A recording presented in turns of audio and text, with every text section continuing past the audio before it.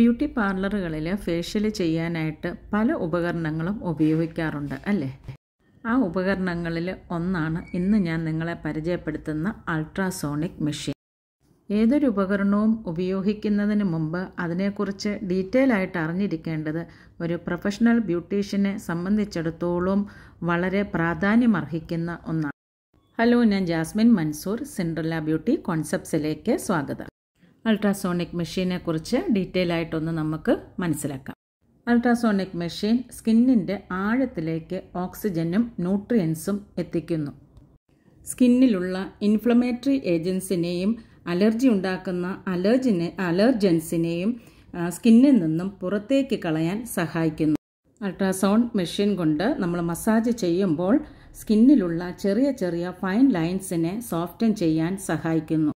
ഈ മെഷീൻ നമ്മൾ ഉപയോഗിക്കുമ്പോൾ സ്കിന്നിൻ്റെ പുറമെ ഒരു ജെൽ അപ്ലൈ ചെയ്തിട്ട് വേണം ഇത് യൂസ് ചെയ്യാൻ.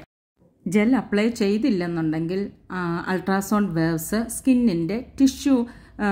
ടിഷ്യൂവിൻ്റെ ഉള്ളിലേക്ക് എത്തുകയില്ല. ഇത് ചെയ്യുമ്പോൾ നമുക്ക് ഒരു ലിംഫാറ്റിക് മസാജ് ചെയ്തതിൻ്റെ എഫക്റ്റ് കിട്ടുന്നു.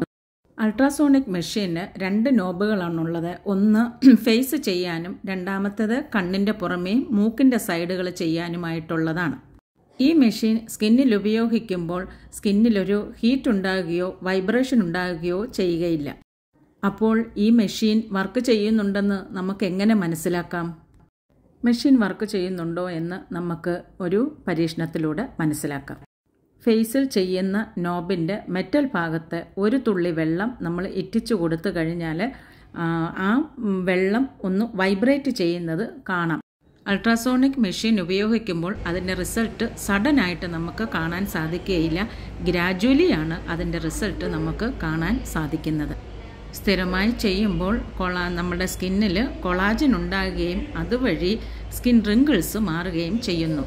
ഇതിൻ്റെ വേവ്സ് സ്കിന്നിൻ്റെ ഡീപ്പ് ലെയർ വരെയും എത്തുകയും അതിൻ്റെ ടിഷ്യൂസിനെ സ്റ്റിമുലേറ്റ് ചെയ്യുകയാണ് ചെയ്യുന്നത്.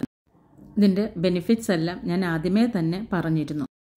ഇത് സ്കിന്നിന് വളരെ സേഫ് ആയിട്ടുള്ള ഒരു മെഷീനാണ്. അതുകൊണ്ട് തന്നെ വളരെ റിസൾട്ടും കിട്ടാറുണ്ട്.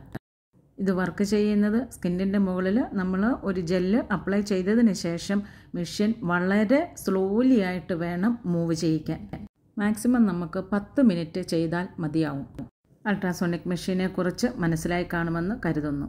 എൻ്റെ വീഡിയോ കണ്ട എല്ലാവർക്കും താങ്ക് യു.